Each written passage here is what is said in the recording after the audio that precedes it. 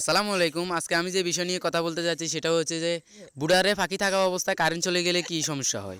সবথেকে বেশি যে সমস্যাটা হয় সেটা হচ্ছে গিয়ে কারেন্ট চলে গেলে তো বুডারের ভিতর ঠান্ডা একটু পরিমাণটা বেড়ে যায়, এই কারণে সবগুলো পাখি একসাথে জড়ো হয়ে যায়।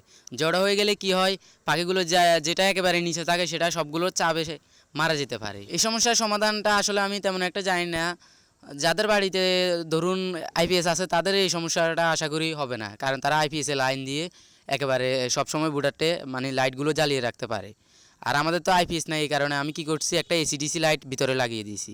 এসিডিসি লাইটে আসলে তেমন একটা তাপ হয় না, তারপরেও দিয়ে দিয়েছি পাখিগুলো যাতে হালকা কিছুটা হলেও তাপ পায়। আমি আরেকটা কাজ যেটা করি, আপনারা দেখতে পাচ্ছেন বুডারের উপরে একটা নেট দিয়ে আমি ঘিরে দিয়েছি এবং নেটের উপরে কিছু ক্যালেন্ডার, যে ক্যালেন্ডারগুলো থাকে না, এই ক্যালেন্ডার দিয়ে আমি সবসময় ঢেকে রাখি। ক্যালেন্ডার দিয়ে ঢেকে রাখলে আসলে ভিতরে যে তাপটা হয় তাপটা ভিতরে থেকে যায় আর বাতাসের সাথে উড়ে চলে যায় না।